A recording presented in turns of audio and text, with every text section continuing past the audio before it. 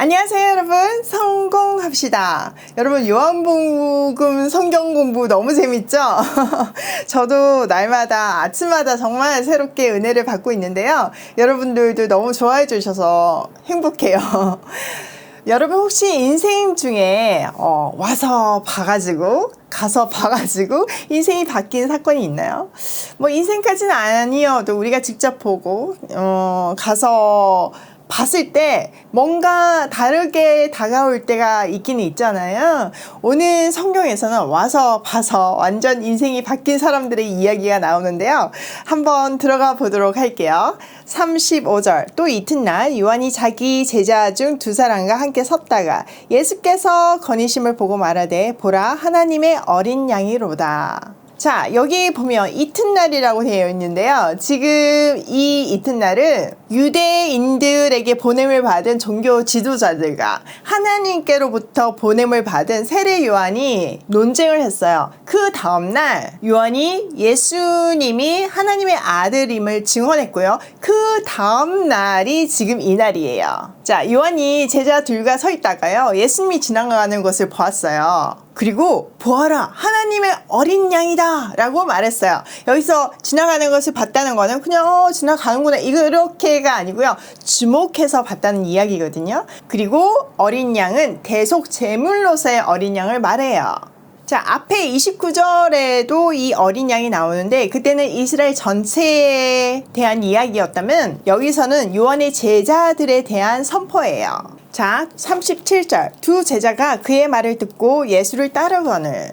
요한의 제자들은요, 자신의 선생님이 하는 말을 듣고 예수님을 따라갔어요.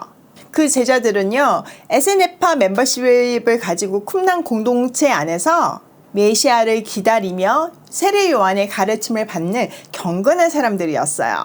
자기의 존경하는 선생님이 계속 하나님의 아들이라 막 이렇게 얘기를 하니까 너무 궁금한 거죠, 그 사람이. 그래서 따라가 본 거예요. 자, 38절. 예수께서 돌이켜 그 따르는 것을 보시고 물어 이르되 무엇을 구하느냐? 이르되 랍비여 어디 계시오니이까 하니, 랍비는 번역하면 선생이라. 자, 제자들이요, 예수님 뒤를 쫓아가고 있으니까 갑자기 예수님이 뒤를 확 돌아와가지고 그들에게 무엇을 구하느냐 이렇게 물었어요. 여기서 구한다는 거는요, 찾다, 원하다의 뜻이에요. 그러니까 지금 무엇을 찾고 있냐, 굉장히 심오한 뜻인 거죠. 그랬더니요, 제자들이요, 랍비님 어디서 모으세요? 라고 대답했어요. 랍비는 선생님이란 뜻이거든요. 그러니까 일단 제자들은요, 이 예수님을 선생님으로 접수한 거죠. 또 자기 선생님이신 요한이 자꾸 메시아라고 하니까 궁금해서 지금 쫓아온 거잖아요. 어디에 머무십니까? 숙소를 얘기하기도 하지만 그 안에는 숙소를 가르쳐주며 같이 가서 선생님의 말씀을 좀 더 배우고 싶습니다, 이런 의미가 담겨 있는 거예요. 거기에 대한 예수님의 대답. 39절. 예수께서 이르시되 와서 보라. 그러므로 그들이 가서 계신 데를 보고 그날 함께 거하니 때가 10시쯤 되었더라. 예수님은요, 와서 보라, 오늘의 주제죠. 와서 보라고 하셨어요. 그들은요, 예수님을 따라가서 함께 지냈어요. 때는 오후 10시라고 되어 있는데 이 시간은 오후 4시를 말해요. 그러니까 하루 종일 함께 있었다는 이야기죠. 예수님은요, 우리랑 함께 하시기를 원하세요. 궁금하면 뭘 모르는 채로 와가지고 와서 묻기를 원하시는 거죠. 지금 제자들도 모르잖아요. 예수님은 어떤 분인지 모르는데 저 궁금한데 좀 알려주세요 하니까 와서 보라고 하신 것 같이 우리한테도 늘 초대하시는 거예요. 와서 봐, 와서 봐. 예수님은요, 하나님이시지만 하나님 자리에서 우리랑 함께 계시기 위해서 이 땅에 오셨어요. 이 함께함에서 오는 사귐과 교제가 있어야지만 우리는 지치지 않아요. 늘 새롭게 신나고 행복하게 살 수 있어요. 또 사명 감당할 수 있어요. 여러분, 주님이 우리 안에 있으면 아무것도 달라진 것이 없는데 감격과 감사가 넘치잖아요. 또 세상 것은 점점 관심이 없어지고 주님 한 분만으로도 충만해지잖아요. 충분하잖아요. 그래서 세상으로 나가기 전에 이 성경 공부 시간이, 이 기도 시간이 중요한 거예요.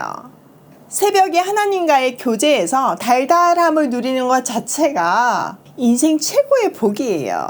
그런 날들이 쌓이면요, 세상의 부귀영화가 시시해지는 놀라운 기적이 우리 안에서 일어나게 돼요.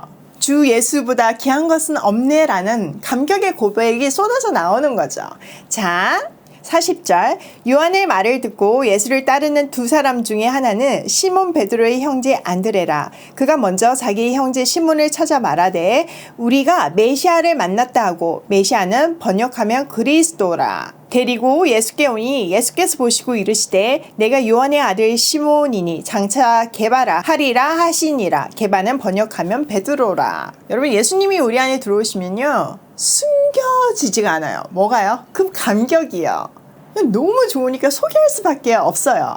세례 요한의 말을 듣고 예수님을 따라간 사람 중에 한 사람은 베드로의 동생인 안드레였어요. 안드레는요, 베드로에게 달려가지고 우리가 메시아를 만났다 라고 말하면서 그를 데리고 왔어요. 예수님은요, 베드로를 보시고 시몬이 왔구나 이렇게 얘기하면서 앞으로 게바 베드로라고 부르겠다고 하셨어요. 베드로는 반석이라는 뜻이죠. 43절, 이튿날 예수께서 갈릴리로 나가려 하시다가 빌립을 만나 이르시되 나를 따르라 하시니 빌립은 안드레와 베드로와 한 동네 벳세다 사람이라. 다음날 예수님은요, 갈릴리로 가시다가 빌립을 만났어요. 이 말은 가시는 길에 우연히 빌립을 만났다는 이야기가 아니에요. 원어로 보면 찾고 찾은 끝에 만났다는 의미예요. 즉, 하나님의 완벽한 계획 안에서 만났다는 의미죠. 여러분, 이처럼 주님 안에서는 우연한 만남은 없어요. 여러분과 저의 만남도 그래요. 여러분들이 댓글로 유튜브에서 저를 만난 건 하나님의 인도하심이라고 많이 고백하시잖아요. 딱 그 말이 이 말이에요. 하나님의 완벽한 계획 안에서의 우리의 만남. 앞으로 너무 기대되지 않으세요? 함께 하나님의 꿈을 이루어드리는 그런 아름다운 천국 가족이 됐으면 좋겠어요. 예수님은 빌립에게 나를 따라오라고 하셨어요. 그는 안드레와 베드로와 함께 벳세다 출신이었어요. 벳세다는 어부의 집이란 뜻으로 그들이 나중에 사람을 낚는 어부가 될 것을 암시하고 있어요. 여러분, 우리도 마찬가지예요. 우리도 사람을 낚는 어부들이잖아요. 그러면 우리가 보냄을 받은 일터, 선교 현장, 가정, 작은 모임, 그곳으로 보낸 이유는 단순히 돈 벌고 사교하고 그냥 알고 지내라고 보내신 게 아니에요. 흑암 가운데 고통받고 있는 영혼들을 낚는 어부로 보내셨다는 사실을 절대로 잊으시면 안 돼요. 자, 45절, 빌립이 나다네엘을 찾아 이르되 모세가 율법을 기록하였고 여러 선지자가 기록한 그 일을 우리가 만났으니 요셉의 아들 나사렛 예수라. 빌립이요, 나다네엘을 만나서 예수님을 소개하는데 두 가지로 설명을 했어요. 하나는 모세가 율법에 기록하였고 여러 선지자들이 말한 그 선지자를 만났다고 얘기했고, 두 번째는 그분은 나사렛 출신 예수의 아들이라고 소개를 했어요. 자, 거기에서 반응. 46절, 나다네엘이 이르되 나사렛에서 무슨 선한 것이 날 수 있느냐. 빌립이 이르되 와서 보라 하니라. 그러자 나다네엘이요, 아니 나사렛 우리가 다 아는데 거기서 무슨 선한 것이 나겠어, 이렇게 말했어요. 갈릴리에서도 천대받는 나사렛이라는 동네를 너무나 잘 알고 있기에 상식적인 말을 한 거죠. 여기에 하나님의 놀라운 섭리가 담겨 있어요. 하나님은요, 사람들이 주목하지 않고 무시하고 천대하는 그 작고 낮은 곳에서 일하기 시작해요. 그러나 사람들은요, 높은 곳을 보고 화려한 것만 보는 습성이 있어서 그 낮고 연약한 것들을 무시해 버리죠. 그곳에 숨겨져 있는 보석을 보지 못해요. 저도 사실 많이 가진 인생만 살아와서 하나님께서 광야에서 물질 훈련을 시키실 때 안 보이던 세상이 열리더라고요. 가난하고 낮아져 보니까요, 비로소 그 눈높이에서만 보이는 세계가 열리는 거예요. 아픈 사람들의 마음과 가난하고 소외된 사람들의 눈물을 절절히 배울 수 있었어요. 시간이 지나고 보니까요, 그때 제가 한참 큰 아이들 제대로 못 먹였을 때 눈물이 쏟아지고 가슴이 미어졌거든요. 그 일이 계기가 되어서 지금 보육원 아이들 먹이는 사역을 하게 됐잖아요. 그때 주님께서 제 마음을 준비시키시고 그 세계를 보게 하셔서 가능한 일이었어요. 그때 그 아픔이 이렇게 열매 맺을 줄 제가 어떻게 알았겠어요. 하나님께서 하시는 일은 이렇게 신비해요. 여러분이 만약 지금 고난 가운데 계시고 낮아질 대로 낮아져 계신다면 바로 그때가 주님이 일하시는 때이고 또 그 일을 통해서 하나님께서 특별한 계획을 갖고 계신다는 증거라는 것을 잊지 마세요. 그 환경에 매몰되지 않고 시선을 끊임없이 예수 그리스도께 고정시키면 우리는 반드시 승리하고 열매 맺을 수 있어요. 우리 안에는요, 선한 것도 없고 소망도 없지만요, 우리가 시선을 고정시킬 때 그리스도께서 우리에게 선함과 소망을 가득 채워주시거든요. 자, 나다나엘이 이렇게 얘기하니까 빌립이 곳에 예수님께 배운 거 써먹어서 와서 보라. 우리도 그대로 하면 돼요. 일단 영상 한번 보세요. 뭐 교회까지 데리고 가기 좀 어려울 수 있지만 클릭하면 좀 쉬울 수 있잖아요. 우리는 예수님이 하신 방법대로 그대로 하면 돼요. 와서 보라. 그 말 꼭 실천하시기예요. 자, 47절. 예수께서 나다니엘이 자기에게 오는 것을 보시고 그를 가리켜 이르시되 보라, 이는 참으로 이스라엘 사람이라 그 속에 간사한 것이 없도다. 이게 무슨 말일까요? 힌트는요, 이것은 단순히 나다니엘의 삶이나 인품을 평가한 얘기가 아니에요. 사실 이거는요, 우리 모두에게 하시는 말씀이고 계획이에요. 여러분, 혹시 간사함 하면 떠오르는 성경 인물이 있나요? 네, 맞아요. 야곱이에요.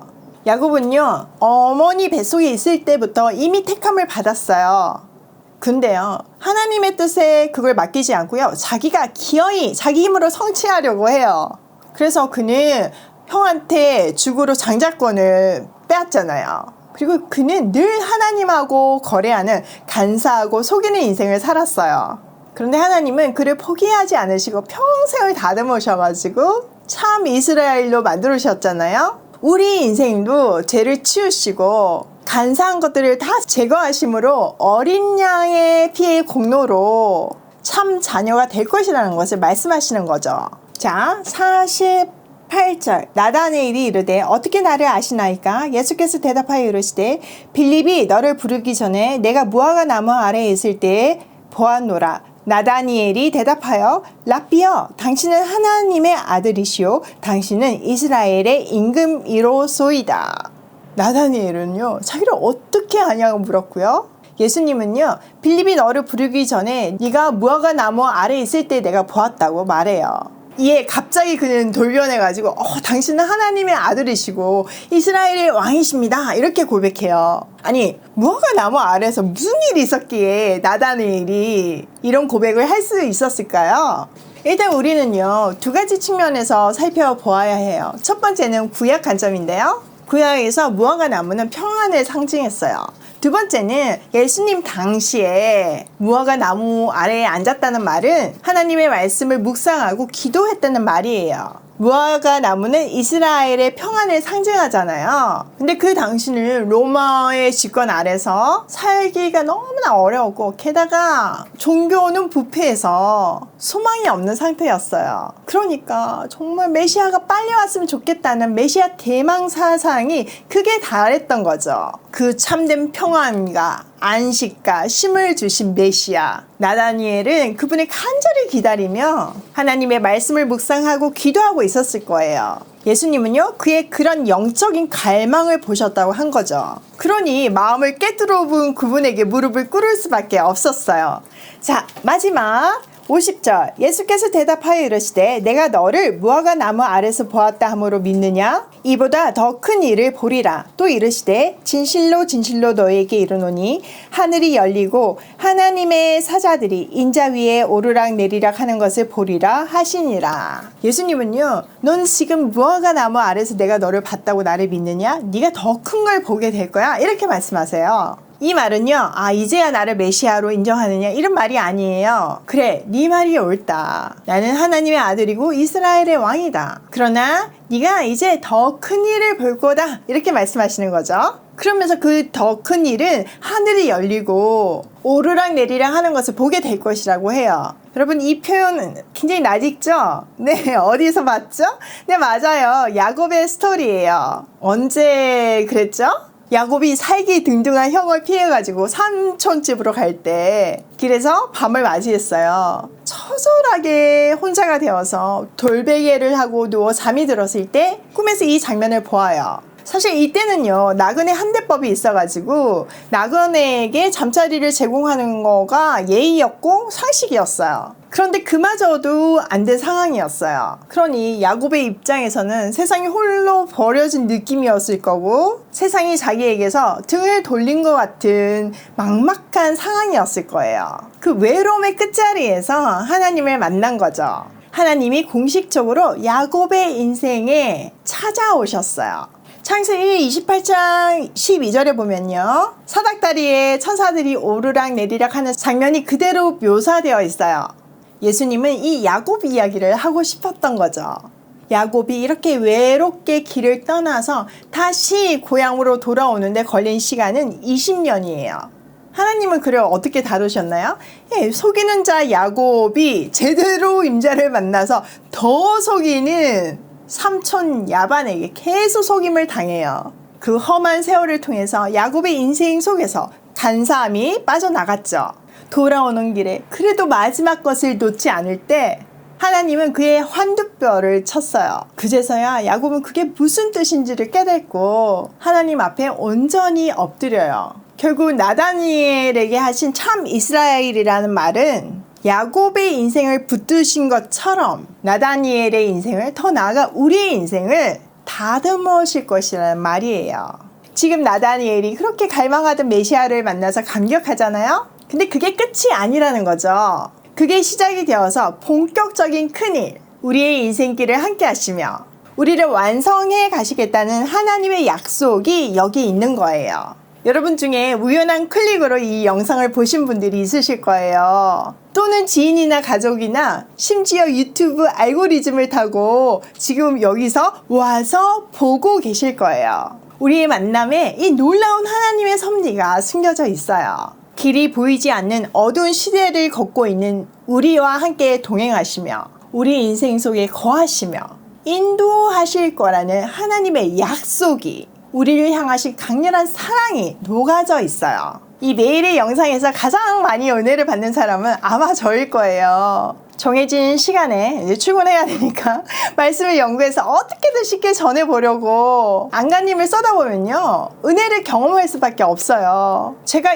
이해가 안 되는 말씀을 전할 수는 없잖아요. 그야말로 주님 바짓가랑이 붙들고 긍휼을 구할 수밖에 없거든요. 그렇게 은혜의 범벅으로 만들어진 이 영상을 주님께서는 한 분 한 분에게 개인 적용시켜 주시잖아요. 저는 매일 아침 우리가 말씀 앞에서 함께 울고 웃는다는 사실이 늘 소름 돋게 신기해요. 오늘도 어김없이 와서 보는 우리를 통해 하나님의 능력과 기적이 임하고 또 그것을 전하는 발걸음으로 고고싱해요.